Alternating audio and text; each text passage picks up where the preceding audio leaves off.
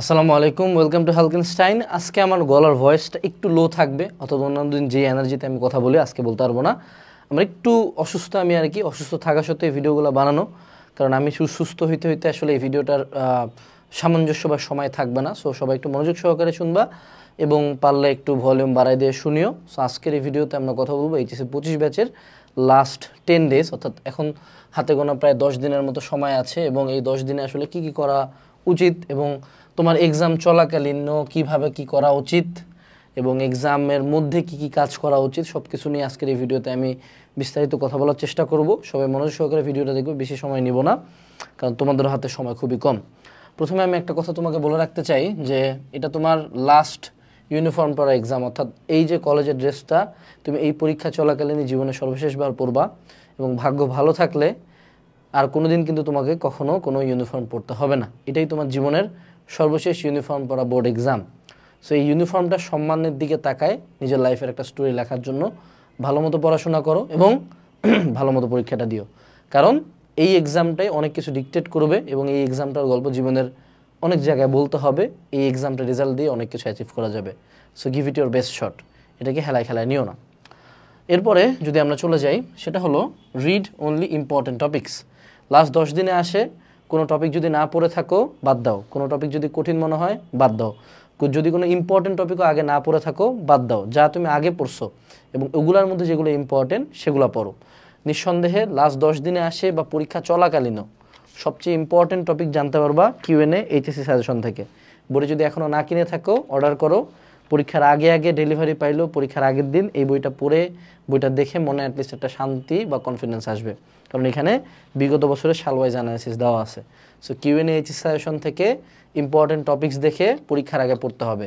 কোনো নতুন টপিকস, কোনো কঠিন টপিকস বা কোনো টপিক যেটা আমি পারি না সেটা এখন এক্সপার্টিস অর্জন করতে যাওয়া যাবে না, ইট উইল ব্যাকফায়ার। ঠিক আছে। দ্বিতীয় যে পয়েন্ট সেটা হলো ওয়াচ অনলি টপিক ক্লাসেস। অর্থাৎ এই মোমেন্টে যারা ভাবতেছো 7 ঘন্টা 10 ঘন্টার একটা লেকচার করব, পুরো একটা চ্যাপ্টারের ধারণা ওয়ান শট ক্লাস করে পরীক্ষা দিতে যাবা, তারা পরীক্ষার হলে 100% ধরা খাবা। এই সময়টাতে নিজে পড়ার বিষয়, অর্থাৎ কোনো ক্লাস থেকে কিছু জানতে পারবা না। সেটুসে তুমি আমাদের ক্যাপস্টোন রিভিশন প্রোগ্রাম এখন কিনলা, এটা আমার নিজেরই প্রোগ্রাম, ঠিক আছে। তুমি কিনেও আমার কোনো সমস্যা নেই, কিন্তু একটা ভালো যে শর্ট ফর্ম ক্লাস আছে, কিন্তু তারপর আমি বলবো 3 ঘন্টার ক্লাস করার দরকার নেই। তুমি যেটা করবা এই 3 ঘন্টা থেকে, ধরো তোমার নদী নৌকার ম্যাথে প্রবলেম, পুরো ক্লাসটা আগে যেই পার্টটাতে নদী নৌকার ম্যাথ আলোচনা হয়েছে সেটা পড়লা। ধরো সেটুসে তোমার বায়োলজির রেপ্লিকেশনের প্রবলেম, সো রেপ্লিকেশন পার্টটাতে যায় শুধুমাত্র রেপ্লিকেশনের ক্লাসটুকু করবা, পুরা ক্লাস করার কোনো দরকার বা যৌক্তিকতা কিন্তু নাই। তৃতীয় যে পয়েন্টটা সেটা হলো right most of the things you read. অর্থাৎ এই মোমেন্টে তুমি যা পড়বা, বই পড়ো, গাইড পড়ো, অঙ্ক করো, ম্যাথ করো, সলভ করো, যা করো, কোনো সৃজনশীল করলা, অ্যাটলিস্ট তুমি যা পড়বা, যা রিভাইজ করবা, মেজরিটি জিনিসপাতি লেখার চেষ্টা করবা। এখন চাইলেও পুরা ম্যাথ করা যাবে না, পুরা সিকিউ লেখা যাবে না, সেক্ষেত্রে তুমি যেটা করতে পারো সেটা হলো কি পয়েন্টসগুলা, অর্থাৎ লেখার যে কি পয়েন্টগুলো আছে, যে সামারি করে একটা ম্যাথের সবচেয়ে ইম্পর্টেন্ট 5টা লাইন বা একটা সৃজনশীলের ইম্পর্টেন্ট ডায়াগ্রামটা, ইম্পর্টেন্ট 3-4টা লাইন, এগুলো একটা বড় একটা খাতা নিয়ে, সাদা খাতা নিয়ে ওগুলোতে লিখবা। নট লাইক দ্যাট প্রপার লেখা হবে, বাট লিখবা, যাতে আউটপুট দেওয়াটা শেখো। এটাতে হাত চালু হবে, ব্রেনের মধ্যে লেখা জিনিসপাতি বেশি মনে থাকে। সো এই সময়টাতে লিখবা, যত বেশি পারো লেখো, ঠিক আছে। পড়াচ্ছে লেখার দিকে বেশি ফোকাস করো। এক লাইন পড়লা, একটু লিখে ফেললা, ছোটো করে সূত্রটা লেখা, ছোটো করে 2 ক্যালকুলেশন করলা। এরপরে focus on mistakes and mark topics. এই পুরা জার্নিটাতে 2 বছর ধরে তুমি বেশ কিছু টপিক মার্ক করছো, যে ম্যাথটা কঠিন, এই লাইনটা স্কিপ করছি, এই লাইনটা পারি নাই, এই লাইনটা ভুল করছি, বা লাস্টের দিকে এসে ফাইনাল মডেল টেস্ট দিছো অনলাইনে বা অফলাইনে, তুমি পুরা টাইম জুড়ে যা যা ভুল করছো, যা যা মিস্টেক করছো, সেই জিনিসগুলো এখন রিভাইজ করা হলো মূল কাজ। অর্থাৎ মিস্টেক এবং যেগুলো টপিক তুমি মার্ক করে ফেলছো, এগুলো এখন প্রতিদিন দিনে 2-3 ঘন্টা 4 ঘন্টা টাইম নিয়ে রিভাইজ করবা। বাঙালির স্বভাব হলো বাঙালি একটা ভুল একবার করে না, কয়েকবার করে এনশিওর করে যে ওই ভুলটা সে আবার করতেছে। সো তুমি ডোন্ট বি এ টিপিক্যাল বাঙালি, যেটা করবা ওই টপিক যাতে আবার রিভাইজ করে যাও, ভুলগুলা যাতে নেক্সট টাইম ভুল না হয়। That can be MCQ, that can be CQ. এর পরবর্তীতে সেটা হলো ডোন্ট থিঙ্ক অ্যাবাউট অ্যাডমিশন।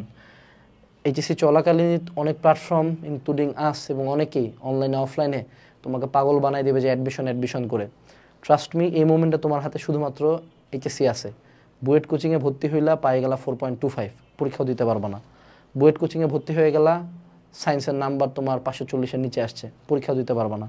সেই জন্য পাগল হবা না, তোমার হাতে এখন এইচএসসি মূল, এইচএসসি পরীক্ষার পরে ইনাফ টাইম পাবা অ্যাডমিশন নিয়ে চিন্তা করতে, কোনো জায়গায় প্রি বুকিং করতে হবে না, সবাই ডিসকাউন্টে ভর্তি নেবে, সবাই জানে এটা জাস্ট কিছু চোদনা পোলাপানকে টার্গেট করে শুরুর দিকে ভর্তি করায় নেয় যাতে ওই টাকাটা দিয়ে অ্যাডমিশন টাইমে মার্কেটিং করতে পারে। Don't be part of any marketing stunt or marketing scam.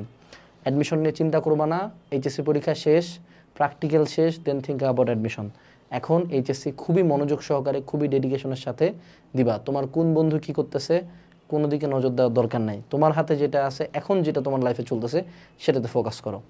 এর পরবর্তীতে সাইজ অ্যান্ড বিউটি। এইচএসসি পরীক্ষায় তুমি যেই সাবজেক্টে এক্সাম দাও না কেন ট্রাই করবা বড় করে লেখার, বড় করে ম্যাথ করার, 2টা স্টেপ বেশি লেখার, 2টা উদাহরণ বেশি দেওয়ার, 2টা চিত্র বেশি দেওয়ার, 2টা প্যারা বেশি করার, 2টা লাইন বেশি টানার। তোমার খাতাই তোমাকে রিপ্রেজেন্ট করবে, তোমার নামও কেউ জানবে না, তোমার রোলও কেউ জানবে না। সো তুমি তোমার পুরা পরিচয় চেঞ্জ করার জন্য একটা খাতা পাবা, যে খাতাটাকে সর্বোচ্চ বড় করে সুন্দর করে কোনো কাটাকাটি না করে নীল কালি সবুজ কালি ইউজ করে যতটা সুন্দর করে লেখা যায়, তোমার সামর্থ্যে যতটা কুলায়, যতটা ইনফরমেটিভ করে লেখা যায়, যতটা বড় করে ম্যাথ করা যায়, শর্টকাট দিয়ে করবো না, এটা বুয়েটের খাতা না। এখানে খাতা কাটবে গ্রামের কোনো একজন স্যার, সে এই শর্টকাট সম্বন্ধে জানেও না, ঠিক আছে? সো যতটা ইলাবোরেটলি এবং যতটা সুন্দরভাবে লিখবা এইচএসসি পরীক্ষা তত ভালো হবে। এরপরে আমি আরেকটা জিনিস লিখবো, সেটা হলো ফার্স্ট এক্সাম এথিক্স। এইচএসসি পরীক্ষা যেদিন হবে তার আগের দিন অবশ্যই আমাদের হলো প্রবেশপত্র, রেজিস্ট্রেশন কার্ড, খাতা কলম পেন্সিল ক্যালকুলেটর যা কিছু আছে আগের দিন রাতে প্যাকিং করতে হবে। রেজিস্ট্রেশন কার্ড এবং আমাদের প্রবেশপত্র এগুলার 1 কপি ফটোকপি রাখতে হবে নিজের সাথে, 1 কপি ফটোকপি বাসায় রাখতে হবে। এগুলার পিডিএফ কপি অনলাইনে সংরক্ষণ করতে হবে। কলম রাখতে হবে 3-4টা। ক্যালকুলেটারের ক্ষেত্রে সিডাব্লিউ অনেক ক্ষেত্রে অ্যালাউ করবে না, সো 2টা ক্যালকুলেটার সাথে নিয়ে যেতে হবে। সিডাব্লিউ একটা বা আরেকটা হলো অ্যালাউড ক্যালকুলেটারের মধ্যে, যদি ভাগ্য ভালো থাকলে সিডাব্লিউ ইউজ করতে দিবে, না ভাগ্য ভালো থাকলে ব্যাকআপ ক্যালকুলেটার দিয়ে কাজ করতে হবে। এইসব জিনিসপাতি আগে রাতে কমপ্লিট করে রাখতে হবে।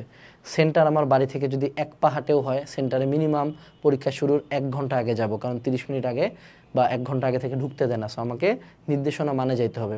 মূল প্রথম পরীক্ষার দিন অ্যাটলিস্ট সেন্টারে 2 ঘন্টা আগে যাব, কারণ আমাকে সেন্টারে আমার সিট খুঁজে বের করতে হবে। মনে রাখতে হবে সেন্টারে যায় বসে থাকা ভালো, রাদার দেন দেরি করে যায় দরজার মধ্যে পিটাপিটি ডাঙ্গাডাঙ্গি করে কান্দাকাটি করা।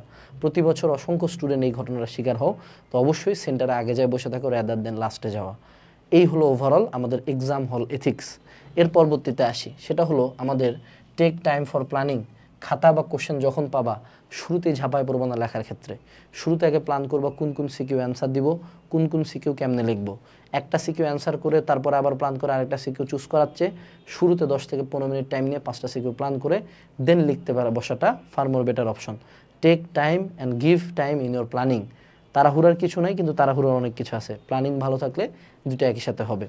আরেকটা ভেরি ইম্পর্ট্যান্ট জিনিস, তোমরা যদি আমাদের কিউএনএ এইচএসসি সাজেশনটা ফলো করে থাকো, তুমি দেখবে আমরা ক খর সাজেশন দিছি। গ ঘ করে ভাবিও না যে ক খ বানায় লিখবা, ক খ বানায় লেখা যায় না। 3 মার্ক যদি 5টা কোশ্চেনে মারা খাও, 15 মার্ক কাটা চলে যাবে, জীবনে প্লাস আসবে না। সো ক খর দিকে এখন ফোকাস দেবে কয়েকদিন। এমসিকিউ এতদিন পড়ো নাই, এমসিকিউ কোশ্চেনগুলো একটু সলভ করো, এমসিকিউ কিছু এক্সাম দাও।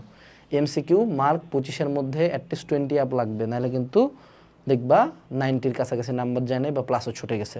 সো এমসিকিউ আর ক খ যেটা কেউ পড়তেছে না সেটা এখন পড়ার চেষ্টা করো। সৃজনশীল ইনশাল্লাহ মোটামুটি ভালো নাম্বার আসার মতো আছে। কিউএনএ সেশন ফলো করলেই তোমার 75% প্লাস কমন আসবেই, ঠিক আছে? আচ্ছা, এর পরবর্তীতে চলে আসি, সেটা হলো মনের শান্তি অনুযায়ী মিলাও। অনেকে বলে এইচএসসি পরীক্ষা চলাকালীন কোশ্চেন মিলাইতে হয় না। আমি যেটাতে বিশ্বাস করি সেটা হলো কোশ্চেন মিলায় আমাকে আগে ডিসাইড করতে হবে যে আমি কত মার্ক কাটা খাচ্ছি বা প্লাস মিস করতে গেছি না কিনা। যদি আমার বাংলা প্রথম পত্রে 5 মার্ক মাইনাস যায়, তাহলে আমি ট্রাই করব বাংলা দ্বিতীয় পত্রে এমন প্রিপারেশন নিতে যাতে ওই 5 মার্ক আমি কুলায় উঠতে পারি। যদি আমি ফিজিক্স ফার্স্ট পার্টে ধরা খাই, তাহলে আমাকে জানতে হবে যে কত মার্ক ধরা খাইছে, যেটা আমি ফিজিক্স সেকেন্ড পার্ট দিয়ে উঠায় দেওয়ার চেষ্টা করব। মনের মধ্যে খুঁতখুঁতি নিয়ে বা সন্দেহ নিয়ে পরীক্ষা কন্টিনিউ করার কোনো দরকার নাই। তুমি যদি জানো তুমি খারাপ করছো, এক্স্যাক্টলি জানো কতটুকু তুমি খারাপ করছো। নাহলে ভুল ধারণা নিয়ে কোচিং করতে যাবা ইঞ্জিনিয়ারিং, পরে 1 মাস আগে ভর্তি হবো ভার্সিটিতে, দুটার একটা তো চান্স হবে না। সো মিলাবা, মিলানোতে কোনো খারাপ কিছুই নাই। তুমি মারা খাইছো, কতটুকু মারা খাইছো এটা তোমাকে মেজার করতে হবে, ঠিক আছে? এর পরবর্তীতে চলে আসি, সেটা হলো এইচএসসি পরীক্ষায়। আমি যখন এইচএসসি পরীক্ষা দিয়েছি, আমি প্রতিদিন পরীক্ষা দিতে যাওয়ার আগে 2 রাকাত নফল নামাজ পড়ে বের হয়েছি। এবং এই টাইমটাতে এইচএসসি পরীক্ষা চলাকালীন আমি সর্বাধিক আল্লাহর ধর্মকর্ম করছি। এখন অনেকের এটাতে মনে হইতে পারে যে ভাই তুই কি সিজনাল নামানজি? না, কথা হলো আমি বিপদে পড়ছি, আমি তো অবশ্যই আল্লাহর একজন বান্দা, সে অনেক দয়াশীল, অনেক অনেক ক্ষমাশীল সে, তাই না? তো আমি এখন যদি কোনো জায়গায় বিপদে পড়ি, আমি তো আমার আল্লাহর কাছে যেয়ে হাত পাতবো। হ্যাঁ, হইতে পারে আমি আগে অনেক তার কাছ থেকে মুখ ফিরে রাখছি, এখন বিপদে পড়ছি আমি তার কাছে যাব। নিঃসন্দেহে মনে রাখতে হবে সৃষ্টিকর্তা তোমাকে তোমার বাপ মায়ের চেয়েও বেশি ভালোবাসে। সো এমন কখনোই ভাববা না যে না আগে নামাজ পড়ি না এই জন্য আমি এখন নামাজ পড়বো না। দরকার হলে এই কয়েকটা মাস, এই এইচএসসি চলাকালীন টাইমটা পুরাটা সর্বোচ্চ শক্তি দিয়ে নামাজ কালাম পড়ো, আল্লাহর উপর বিশ্বাস রাখো। এবং আরেকটা যেটা, সেটা হলো আত্মবিশ্বাস কাল্টিভেট করো। আমি সেন্টারে যাই কখনো এটা ভাবতাম না যে আমি জিপিএ 5 পাবো কিনা, গোল্ডেন পাবো কিনা। আমার টার্গেট থাকতো এই সেন্টারে সবচেয়ে ভালো আমার রেজাল্ট হবে। এই কারণে কিন্তু আমি দিনাজপুর বোর্ডে ফার্স্ট হয়েছিলাম, 1211 পাইছিলাম, গোটা বাংলাদেশে আমার সেকেন্ড হাইয়েস্ট নাম্বার ছিল। সো তোমার আত্মবিশ্বাসটা এই লেভেলে রাখতে হবে। আত্মবিশ্বাস আসবে সৃষ্টিকর্তার উপর বিশ্বাস থেকে এবং পরিশ্রম এবং প্রিপারেশন থেকে। This is overall last 10 day preparation. Last 10 ডেতে পড়াশোনা খুব একটা হবে না, এটাই বাস্তবতা। কিন্তু এই খুব একটা না হওয়ার মধ্যেও তোমাকে একটা ফ্লো স্টেট অর্জন করতে হবে, ঠিক আছে? অর্থাৎ লাস্ট 10 দিনে কিন্তু চাইলেও অনেক বেশি পড়া যাবে না, কিন্তু পড়াটা ধরে রাখতে হবে। মনে রাখবা, যে সকল পড়া দেখে মনে হচ্ছে মনে নাই, পরীক্ষার হলে ওগুলাই মনে আসবে। এটা জাস্ট প্যানিকের কারণে মনে হয়। প্যানিক ফাইট করার কোনো উপায় নাই। প্যানিকের মধ্যে বাঁচে থাকা, টিকে থাকা, পরীক্ষার হলে যাওয়া পর্যন্তই যা কঠিন। প্রথম 2টা পরীক্ষায় প্যানিক লাগবে, তৃতীয় পরীক্ষা থেকে সব কিছু নর্মাল হয়ে যাবে। সো আমার ছোট ভাই ও বোনেরা, আমার নিজেরও পরিবারের একজন ওন ব্লাড পরীক্ষা দিচ্ছে এইচএসসিতে, সো সকলের জন্য রইল অনেক অনেক শুভকামনা, সকলের জন্য দোয়া রইল, সকলের জন্য ভালোবাসা রইল। আসসালামু আলাইকুম, টাটা।